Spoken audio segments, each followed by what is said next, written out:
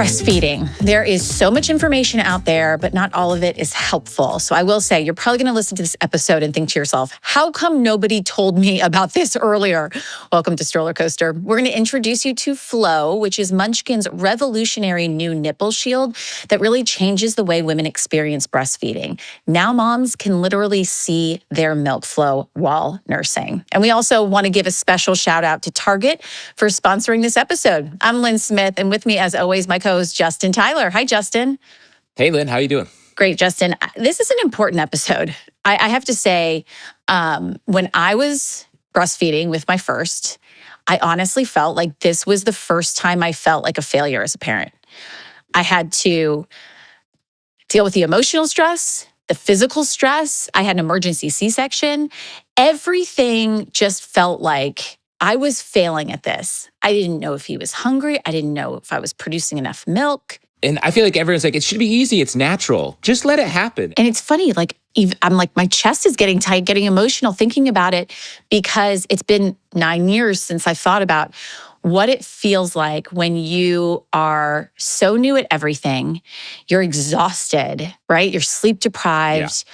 If you had a challenging birth like I did, you're traumatized. This conversation has not been normalized traditionally, so we're going to normalize it today. I know from the research we did for this episode that a lot of women are getting their information about breastfeeding from sources like TikTok, and influencers may not really have the information that you need. We're going to get you the real information. We're talking to Emily Johnston. She's a board-certified lactation consultant and also a doula. She's helped hundreds of parents successfully navigate the physical and emotional journey of breastfeeding. And we're also going to hear stories of real moms about their experiences. I really found them eye-opening. I hope you do as well. So let's start the show and let's welcome in Emily. You've really seen it all. And I have to say, there's a lot of misinformation. This was such an emotional journey for me the first time. And I remember my lactation consultant sitting next to me, and she was trying to guide me, but I felt completely lost. It's like everything that she said, I kept thinking to myself, like, but this doesn't apply to me. It's not working for me. It's different. And she didn't have the answer. And I'm curious, is it just that every woman is so different and there isn't one answer? I think that's part of it. And also everybody right after you've had a baby is so emotionally raw. Yeah. And you're learning this new skill at the time of your life when you're the most sleep deprived, when your body, whether you've given birth vaginally or C-section, has been through so much. And now all of a sudden you're faced with this tiny, precious human that needs you to survive. And there's just so much pressure, so many hormones, and so much going on. And I myself, as a new mother, I'm 6 months into this now, but that was also me. I just thought, oh my gosh, I don't know if I can do this. And I think a lot of moms, Lynn, would probably agree with me that once you get over that hump, you look back and you're like, I'm glad I pushed through. But in that moment, I just remember thinking I couldn't. I think it's going to bring people a lot of comfort that you, the expert, I read through all of your credentials, and it's like, even the people that have all the information struggled so much. I mean, did you feel like even the expectations, I'd see all of these people with freezers full of their breast milk, and I was like, I can't even make enough for my baby to be fed, let alone have some to freeze. It was so frustrating. We are the first generation that is feeding the freezer, not feeding the baby. Huh. And a lot of that is because of social media. Yep. Everybody's posting those pictures of their deep freezes in their garage. And that is the pride for a lot of people. And that's amazing. If you can produce that much milk and you have that, that is wonderful. But that is not the expectation. It shocked me in doing research for this episode that 95% of women actually have enough milk. Yet the number one thing you hear from women was, am I making enough milk? What's the disconnect here? What's going on? I do work with a lot of women who say, like, I don't have enough milk. And I say, well, tell me about it. And I meet with them, and this baby's weight is great. Their trajectory is great. And I said, well, tell me why. And they're like, well, I pump afterwards and I'm just getting like the tiny little bit in my pump. And I say, that's normal. That is normal. If you pump after a feed and you only have a tiny little bit of milk in your breast, that is completely normal. You have fed your baby. That is great. You have a perfect breast milk supply. I really was confused as to whether or not my baby got enough milk, because my son would start crying like an hour later. I'm like, is he hungry? Is it this or is that? So we want to, especially in those first couple of days, we want to look for those objective patterns. So we want to look to make sure that the baby's having sufficient pee, sufficient poos. Ideally by day 5, we want 5 pees a day, 5 poos a day. Now we also just want to look at other objective things. Do their diapers seem to be getting tighter? Do their clothes seem to be getting a little bit smaller? All all those things can tell us that our baby's getting enough. And of course, regular visits to the pediatrician where your baby is on track for their weight. But to be honest with you, a lot of breastfeeding is just, and especially in those first couple of weeks, is just trusting the process that your body is making enough, your baby is getting enough. And of course, babies cry. Babies have a very limited way to show us many different emotions. And so a lot of emotions come out with crying. But we do want to see a baby who, after feeding, is a little bit relaxed. Now, if they're awake an hour later and want to eat, totally fine. But we want to make sure that's not all day. You talk about trusting the process, and it's such an intense time as a new parent, new moms. How do you learn to do that? How do you build trust in the process when it's just such a new experience? That is really a great question. I've worked in this industry for 7 years and I had all the knowledge in the world, and it was me on day 2. And I was saying the same thing. I'm like, I don't think I'm making enough milk. Wow, that's wild. Even though I objectively knew I was making it. No one knows more than you. You're the expert. And it was still me. It was still me. It's really, really hard. It's really hard those first couple days. I think what helped me was support, honestly.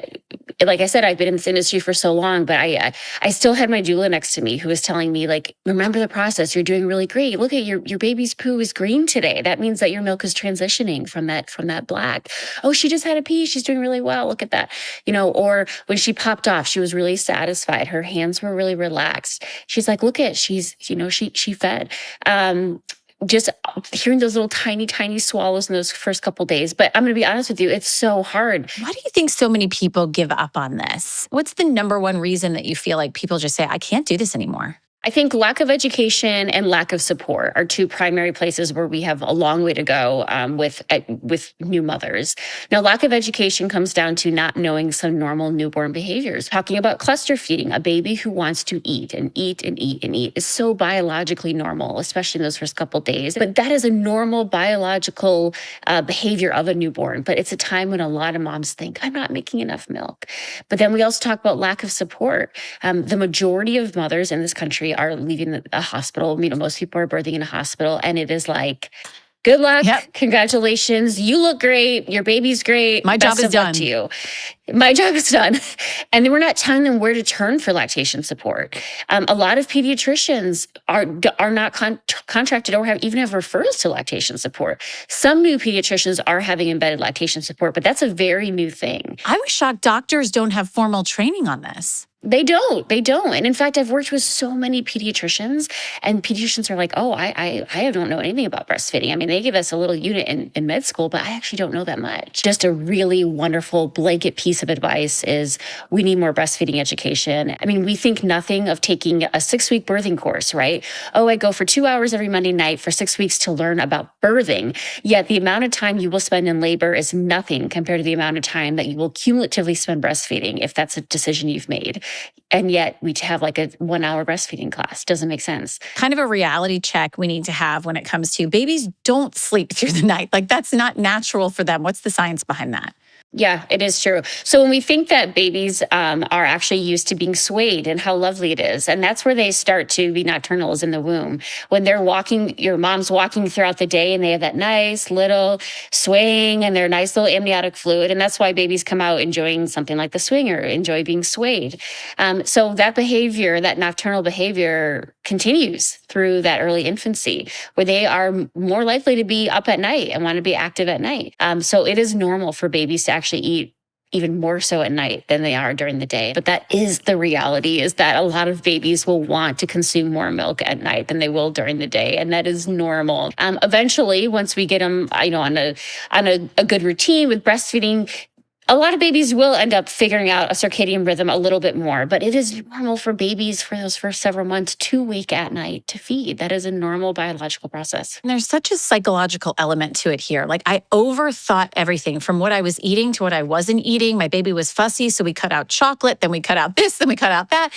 And then I was like, am I sleeping enough? And it was a constant sort of this feeding of the machine of thoughts. How can we psychologically quiet that noise so that we can actually process the right information rather than obsessing about the wrong? That's hard. Honestly, that's really hard. I mean, the postpartum mindset is a completely other topic. I feel like I'm still just learning, having gone through, but also in lactation.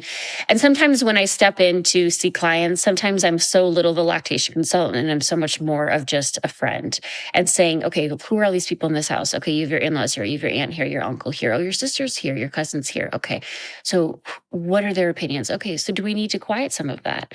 Okay, what decisions did they make? And sometimes it's just kicking people out. But I think it's just focusing in on what the mom wants and what is best for the baby and the mom together and no one else's opinion. I mean, I joke, but this is the truth, is sometimes our visits are 10% lactation and 90% just that mom needed a friend in that moment to just kind of, cut through the emotions, process the birth. Sometimes they just need to get that out. They need to talk about it. They need somebody to validate what they went through, right? I mean, I think family, everybody very, very well-intentioned, but family's just the baby's here.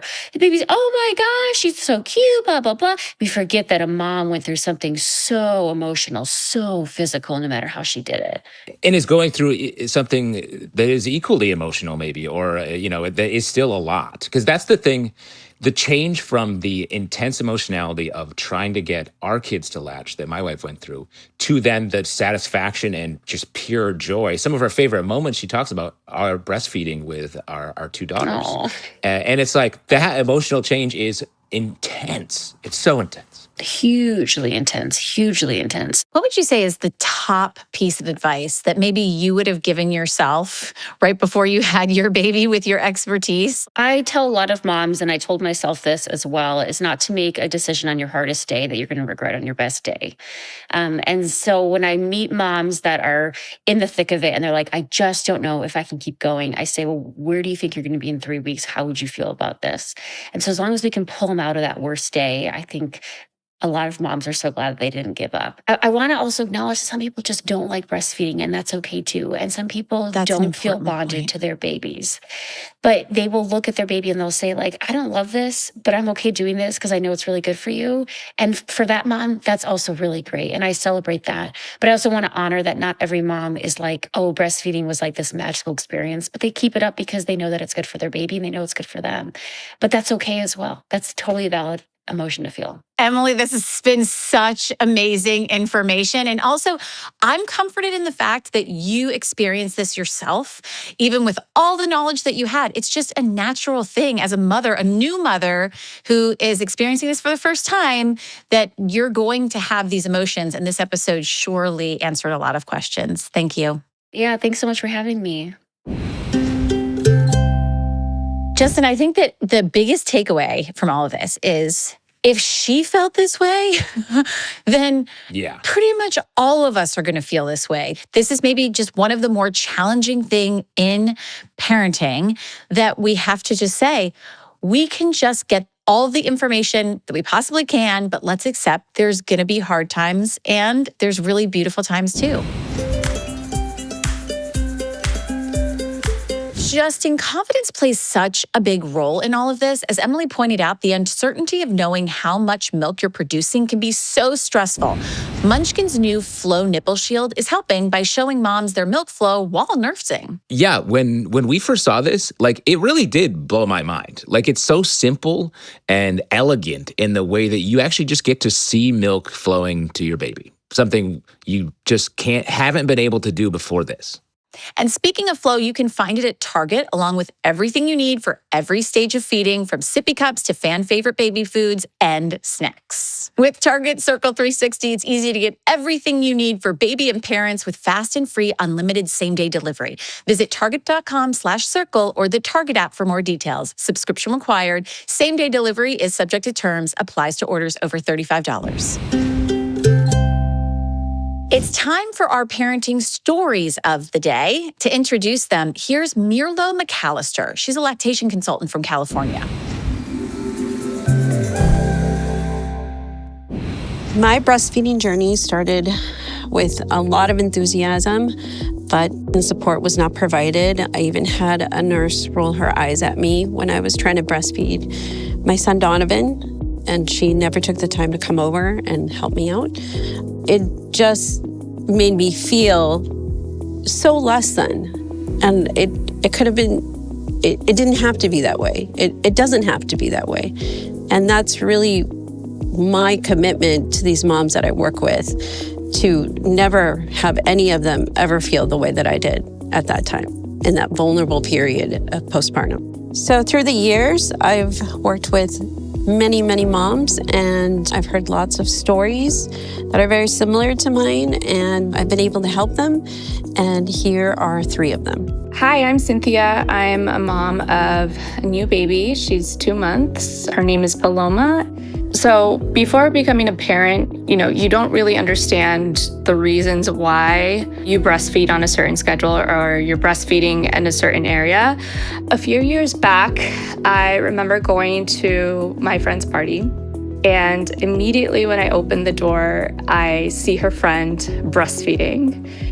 And I couldn't look at her in the eye. I couldn't even say hi because all I could think about was like, there's a boob and a baby in front of me.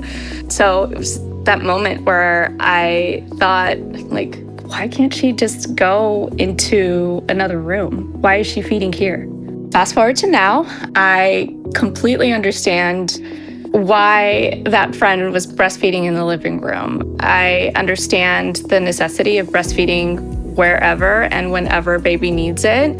Before becoming a parent, I thought, baby would be on our schedule, and I'm on Paloma's schedule. Babies need routine. They love routine. And you sometimes need to breastfeed out in public because you as a mom just need a break after, having a tiny human latched onto you 24/7. But you're really on the baby's clock. And that was something that I didn't know until I became a mother. Funny enough, I went out to lunch with my husband, and it wasn't time to feed Paloma, but she just started crying, and I knew it was the hunger cry. And the waiter came by, and I could just tell that he was freaked out. I looked over at my husband and shrugged my shoulders. I'm like, what can I do? I don't care. Have to feed her. Hi, I'm Credo, and I am a mom of a beautiful baby girl. I am from Southern California. So for me, pregnancy was really hard. I was sick till 21 weeks, and people always told me, if you have a hard pregnancy, then you're going to have an easy delivery or an easy breastfeeding journey. Well, my pregnancy was really hard. My delivery was a C-section, so that was hard in itself. And my breastfeeding journey was extremely hard. I kept pushing through, and I kept saying, like, it doesn't hurt. And then I met my lactation consultant, and she was able to walk with me through the journey and show me that I needed to take a little break. And when I say break, just letting my breast heal a little bit. She made me realize that it's okay to use formula. And hearing that from a lactation consultant was like the permission I needed. It felt like she still had hope for me and that I could do both and let myself heal, keep this baby alive, and also still continue to breastfeed down the road. Fast forward today, I made it to 9 months of breastfeeding. We have such a great bond. She is just a happy, sweet little girl that is just so curious, and I'm so happy to be her mom. Hi, my name is Chelsea. I'm a mother of a 16-month-old baby boy. Growing up, my mother painted a very beautiful picture of motherhood, which was really nice to grow up around. She had 2 kids, my sister and I. I was born in a birthing center. My sister was born at home with midwives on her waterbed. And she always talked about breastfeeding as this beautiful experience where she always felt very blissful and content. And it was such a beautiful bonding time between her and her babies. So I was expecting kind of this very natural birth. I could have my baby on the Oregon Trail and it would fall off the wagon and run alongside it, and I could scoop it up and breastfeed. The reality was, when my son was born, it wasn't this comfortable, natural, blissful experience. I was holding this baby that needed to be fed frequently, and I was in incredible pain. My son's latch was too strong, and I was struggling to just meet his basic needs, which felt overwhelming after many days of being sleepless. After a few days, I reached out for a lactation consultant. She explained to me that, sometimes in the womb, when babies are upside down for a long period of time and kind of cram down there, as things get tight, later on in the pregnancy, that they kind of get the same stiff neck and shoulders that I feel like I experience every day at my desk job. And she gave me some exercises for my son. And sure enough, that fixed the problem. It felt actually kind of a partnership now between my baby and I, not just something that I was struggling to do on my own. And in the end, what I learned was that, and although I never got those moments of bliss breastfeeding, I get those moments of bliss in other ways, watching my son run around and learn and laugh and enjoy books and giggle. So those moments of bliss will happen differently for everyone else as well. Our thanks to Mirlo McAlister for sharing those stories. And Justin, I think it reminds all of us, we are not alone. It is so hard for so many moms and their partners who are supporting them. And it's just an important topic to try and provide as much information as we can. It's amazing how much I've learned from just hearing these stories, our expert. Like, I'm someone who's on a parenting podcast, and I have no idea about a lot of this. I'm informed, And we've been but it feels like parents I'm learning a lot still. We've done this twice, each of us. So if you feel like you're left alone out there, you're not. Even as seasoned parents feel the struggle. So this has been a great discussion about breastfeeding. And if you listeners have a topic or question, always feel like you can reach out to us. Email us at podcast@munchkin.com. Thanks again to Target for sponsoring this episode. You can find Munchkin's new Flow Nipple Shield at your local Target or on munchkin.com. And Justin, I cannot believe it, but it's the last episode of the season. Season 4 wrapped. I cannot imagine. That is wild. I feel like we've just been on like a ramp. Like, these episodes have gotten so much more like exciting or like interesting. I feel like I'm leaning in. I have said this before. I become a better parent with this podcast. I truly feel like the information that we get here, I hope you feel that way as a listener as well. Yeah, and I mean, that's why I need more information. My kids are getting older. I have to hurry up and become the best parent now before, they're grown up. All right, Lynn, before we get to our moment of calm, I just want to take a second to talk about our other podcast. It's called Stroller Coaster Storytime, and it features original stories told by improv actors with fun sounds. It's perfect to listen to with your kids wherever you're going. It's been such a blast to do all this season. We have our last episode coming out next week. It's called The Kid Who Loved Sharing Except When She Had to Do It. It's a very fun episode. The title alone is crushing it. Check it out. There's a bunch of other episodes in the feed. Please do give it a listen. It's right here in the same feed. It's called Stroller Coaster Storytime. Somehow every single episode nails what we experience as parents. Somehow. Well, one thing you may not know is that Munchkin's Wild Love product line was created to educate kids on at-risk animal species and support the International Fund for Animal Welfare. So when you support Munchkin, you're supporting our wildlife. It's great. Wild Love Cubs are my kind of cup.